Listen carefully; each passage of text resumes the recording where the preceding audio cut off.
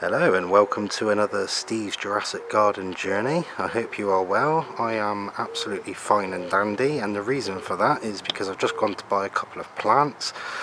You can see them there. The one in the foreground is a Tetrapanax. Not sure which one, it's not labelled, but I've been waiting for that for a while.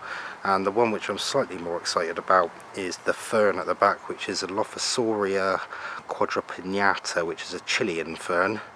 I'll go more into it in a bit, but essentially they are going in the final bed yonder way in front of the barbecue where the flag is there at the back. So yeah, let's get some plants in the ground. Okay, so as stated, it's going into this bed here, which is right at the back from the house. I don't know if you've noticed, probably not, but it's actually two octagons side by side. I'll go through all the methods of the madness with that, but essentially we've got a flower bed here, a nice big flower bed. You can see not only does it come out in this triangles like the big ones over there, but I've got this little bit at the back as well where those ferns are, so it's a nice big one. So we're going to put the T-Rex and the Lophosoria in here for the starters, and also, which I completely forgot about, what that'll do is give me the whole bed pretty much, which means that I can then start moving some of the other stuff around, because it's starting to get a bit overgrown. I was fully aware that the ferns were going to grow big, and that's what I wanted them to do. I wanted to see what they look like before I had the final scheme, and we'll go through all that at a later date. But this thing here, I've got no idea what it is, but it is absolutely a beast. So he's starting to eat into the lady fern a little bit next to him on the right, starting to overdo this. Is that the Cristata or Aphenis, something like that there? So something needs to happen now. I might thin out that bed a little bit somehow. And then over here, this Nicotiana is he's going mad. He's going. You can see I've taken out the Insetti. That's over there. We're going to have a look at him in a minute. Sorry, the sun's just decided to come out right now, right when I'm filming the wrong direction, but there we go. So yeah, you can see this thing's going to flower soon. It's got two spikes there, but he's what is that? That's probably, overall I would say 60-70 centimeters wide maybe, and probably about 50 high. But he's totally going over me Eucomis and stealing all its thunder. So very soon, possibly tomorrow, I'm going to move that. And yeah, so anyway, we'll get into all of that later, but essentially making this bed up over here, which I'm just about to, will free up a lot of flower bed space, and I can thin it all out a little bit maybe, and just, go from there. So all I'm going to do at the moment is just obviously clear this rubbish out of the way, the barbecue and that, take out those plants, mix all that around. What's in there, that's just dirt that I've dug up and just put there because I had nowhere else to put it. So I'm going to mix all that in, and then I'm going to mix up some topsoil and some manure in the wheelbarrow, get it all mixed up nicely, chuck it in there, hopefully that'll cover the most of it. And put the plants in. But we'll I'll do all that, and then we'll decide where they're going to go. I've got a pretty good idea anyway, but there we go. Go a bit more into the plants as well. There's the Insetti, and there's me glass of water and gardening juice. So if I'm slurring on the next bit, then apologise. Right, welcome to the next day. I either had too much special gardening juice to be able to film anymore, or it got too windy. I'll let you decide which one. But it's a nice morning, going to be sunny and wet. We had rain overnight, so everything's all nice and soggy and be watered in. I've got the two new plants, and so you can see dead in front of us is the Lophosoria Quadripinnata. This is a Chilean fern. It's related to the Dixonias, but it doesn't actually grow a trunk. But you can sort of see from the leaf to the right, the one that's sort of flat, how they sort of grow. They grow on a stalk, and then the ferns is the sort of, don't know what you call them, the, you know, the leaves as it were, are kind of, they go out, and I'm hoping this thing will size up. It won't go crazy, but just to give you an idea, if you can see how it's growing like that, if I come around this side, I mean look at it, it's a nice feathery type fern, but can you see this one's been divided? And there's the original, right in the centre of the screen is the original, you know, parent, and can you see how thick that is compared to the others? So you can see how big these things can get. Obviously it won't do here in England, but even if it gets up to something like 1 metre or something like that, it'd be nice. But it's very nice and feathery, and when they mature, I believe they go silver underneath the fronds. This one won't yet, but you can see it's quite nice, like the way it's sort of structured itself. So I'm looking forward to that one. Got the Tetrapanax in there as well. I believe it's a Rex, but you never know. Either way, it doesn't really matter with Tetrapanax from what I gather. Yeah, as I watered them all in last night, well, I say all of them, these two in last night, I saw a few slugs starting to crawl across towards it, so I thought to myself, I better put something there, because I wouldn't want to put this thing in after waiting a couple of months for it, only for it to get devoured by slugs on the first night. So I just put some copper around it for now. I believe that they don't like it, slugs. I have lots of scrap copper, obviously it doesn't look much yet, but I just think it was better to be safe than sorry. It just sketched me out a bit, the slugs. So anyway, you can see this flower bed has given me a lot of free space now for plants, quite a lot. If you can't get a gist of the scale, I don't know, I guess I've probably got maybe 2 meters square of free space, and I need to fill it because otherwise the cats will fill it, if you catch my drift. That actually works out quite well because things are starting to get a little bit overcrowded.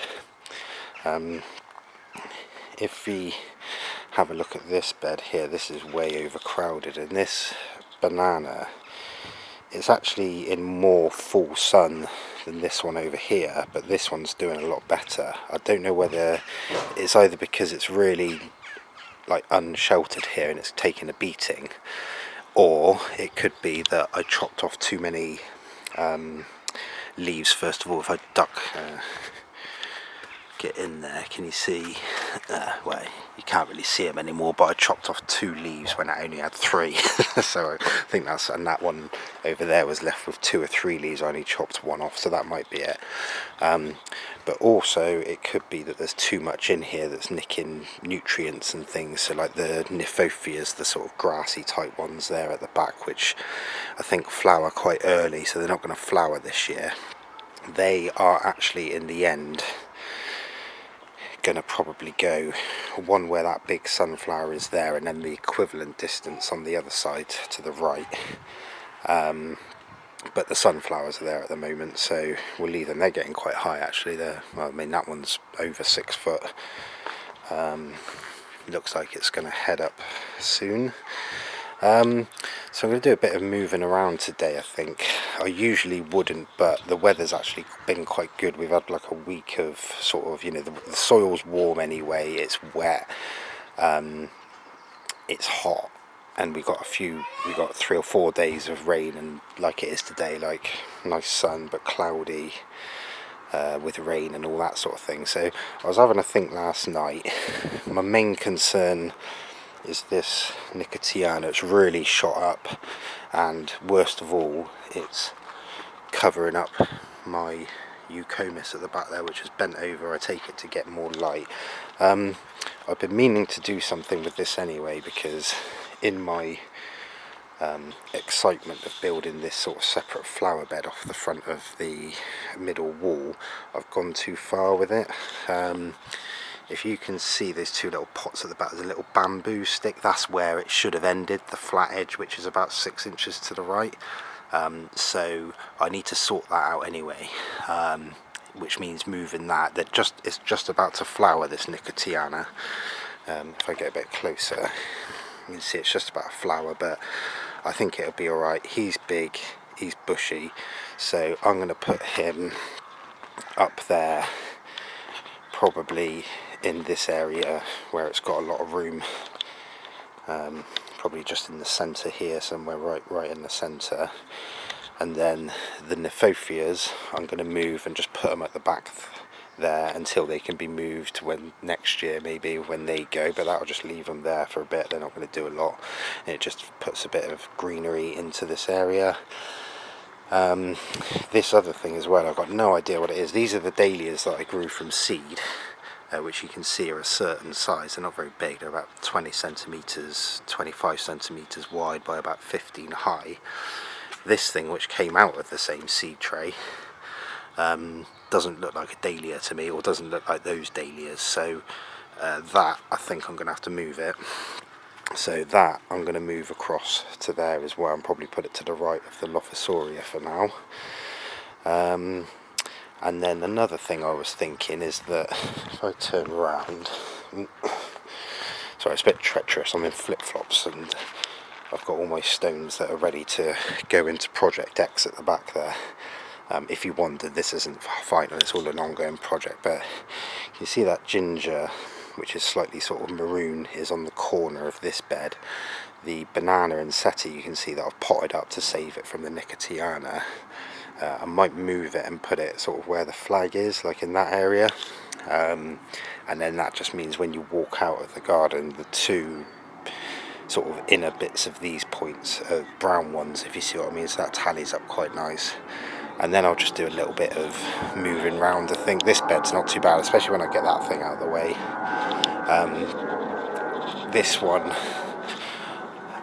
what I want is one of the ferns. The reason I've just dotted the ferns in a bit randomly is because I wasn't sure how they were all going to grow, but now I'm sort of got a gist, you know, some of them are upright, some of them are down low, like the Setiferums. So I want one that's going to sort of come over the top of this, on the corner there. We'll go through scope later, but I'll probably release the video before, so we'll go through all the method to the madness then. Another thing I've noticed, which is the perfect time, is that this thing here, which is a royal fern, which does get pretty big, likes damp weather. I don't know if you can see, but can you see the sort of water on it? And what's happening is, because this gets the sun first thing in the morning, the leaves are burning where the water sat on it. So I might need to move this out of the morning sun. The lady fern, which is in the middle, just here, you can see the burnt fronds at the bottom of the screen to it there, which is quite a feathery one. I might move that in its place because that gets quite high as well, and not very wide, which is perfect for this bed. And then I need somewhere wet for these out of the morning sun. So it may be, and this is all sort of on the fly, I might move, because in this space I'm going to get a tree fern, you know, so the trunk, the tree fern that's going to go where that Dryopteris wallichiana is going to be as the sort of top of the trunk, if you want to call it that. It's going to marry up with the top of this leaf here, so it's probably going to be, what, 4 foot, 5 foot one. I won't get that this year. I'm going to see how that goes with me over winter in that Dixonia before I go and spend a couple of £100 on one. So I might move that because it's blocking the fat cedera at the back there. So I might move the royal ferns over here because I'm constantly watering the Cyathea, the 2 Dixonias. So this is really damp, this area. It's out of the sun, apart from in the end. So I might move that one over to the sort of front corner of this one. But yeah, that's my sort of musings for the day. So yeah, let's crack on and we'll see how we do. But some of these are quite nice, but I bought 2 of every fern, so like this one here I've got 2 of them. So what I might do is take one of these up and see how it does somewhere else, you know, and try and get, for each fern, if I've got 2 of them, try and get one in sun and one in shade and see what the difference is in the growing. But yes, that's my mission for today. And this bromeliad, I'll move it over into the vertical garden, but we'll go through that a bit later on. So yeah, a good day to be had, I reckon. But anyway, I'm really happy with my Lophosoria.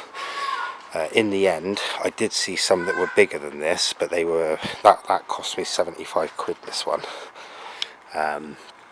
as it is. The ones that are the size up from that, not as big as the division little trunk thing, but like just a bit bigger than this, suddenly went out to like 150, 180. So I take it they're slow growing, but I can already tell you now, unless something completely unreal happens, I'm going to get one of them, but a bigger one, in where the Nicotiana's going. So, but I won't do that till next year. So yeah, we'll see how it goes. Okay, I am more than happy with how it's all turned out. You can see every time I look at this Lophosoria, it gets better and better. I really hope it survives and does well, because I can see this being possibly one of the nicest ones, and I'm hoping I've got a few nice ones. So here we go. So let's start at the beginning with just how I've moved everything around. I went a little bit nuts and had a bit of a sketch out halfway through, but we'll get to that. So the Nicotiana was in there blocking the Eucomis. You can see it's kind of bent over where it's tried to get around it for some light, so hopefully that will sort itself out now. I've moved him over here into this big part, so he's got plenty of room, you know, to spread out and such. Not, it is hopefully still going to flower, but who knows. So the next part was the Kniphofias, which were over here. I had to dig them out in a two, because they sort of wouldn't come, so that was quite nice because it meant that they could only go there, so that was okay. This big annual thing obviously was in, well, not obviously, but was in there, in the centre of the screen, where the Heart's Tongue and the other Dahlia, like the other ones, is. Hopefully he'll sort himself out.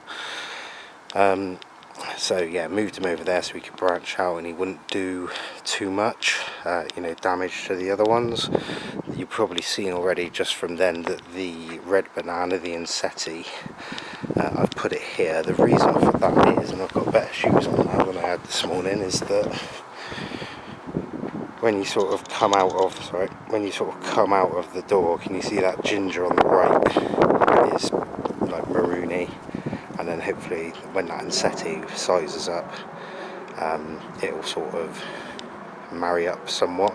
We'll go through all this on the next video, the one after that. You've obviously noticed it. Put it this way, behind the bar stool is Project X, where all those rocks are in the centre, where the washing line is, that's Project Y, and this area where you can see I've edged it in real grass is Project Z. So I will get to them when we get to them, but it's obviously nowhere near the final gist yet. So where was I anyway? Yeah, so the Insetti had to go there. Well, I didn't have to, but I chose to put it there. So what was there is this, which I've already forgotten what it is, but it sizes up to about 1.5 meters. It is a Dryopteris Felix Max Cristante male fern.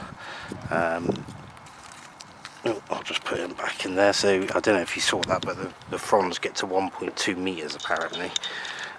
So you know, that should come out to sort of here, which is the sort of effect I want, the overlapping of everything. So in order for that to go there, I had to move what was there already. So the one that was on the corner, otherwise unidentified, is now over here where the Kniphofias were. So we shall see how that one does, because that one was nice and easy. There was already a hole there.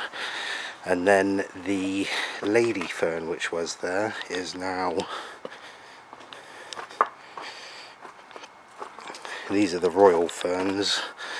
That one is a shuttlecock fern, ostrich feather fern, which is a bit of an upright. I'm hoping they're all going to be a bit uprightish. I think the lady fern is uprightish as well, so she's in there. Hopefully, you know, she'll sort of recover well, because she's been a bit scorched by the sun, so that's in full shade. Right then, what did I do next? So that was that. So yeah, so this one here, this is the arachnoid. You can see the sort of just slightly lighter sort of tinge down the centre of the frond. I think that's what sort of distinguishes it from what I can see anyway. So this one was over this way, and it was actually over here between the tree fern there, the Dixonia, and the Fatsia. So I took him out of there because he hasn't really done a lot, so we'll give him a bit of space and a bit of sun and see what happens. And then the other ones I've done, you probably haven't noticed because I haven't been over there, but the two, the holes are still there, so that's quite good. So that's where the two silver ferns were.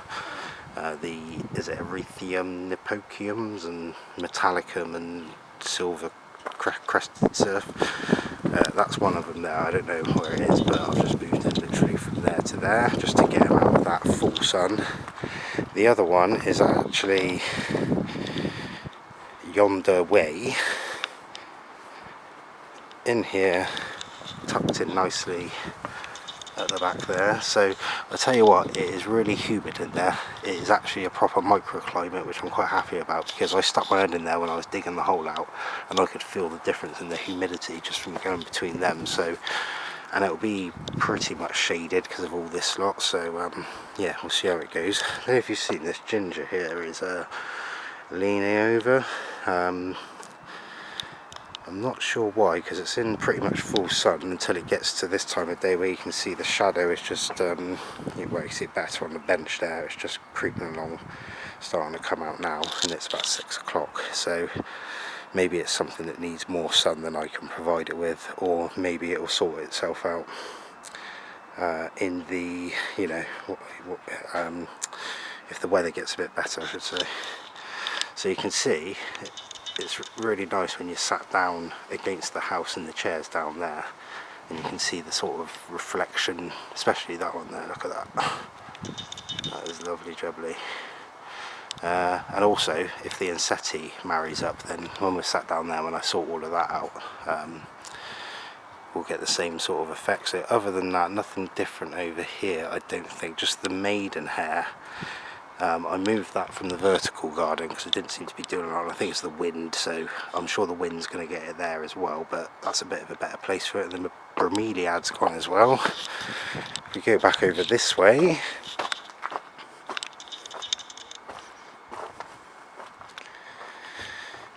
so you can see it's pretty much dead, but that's actually gone where the maidenhair was, so that's happy days. We'll just see how he does there. What else did I do? I think that's it. Oh no, there was a hartstongue fern down there, which between the two ferns, but that wasn't really doing a lot. And with the inquisitive mind that I have, I decided that because I haven't got any in full sun, that I would put one in full sun.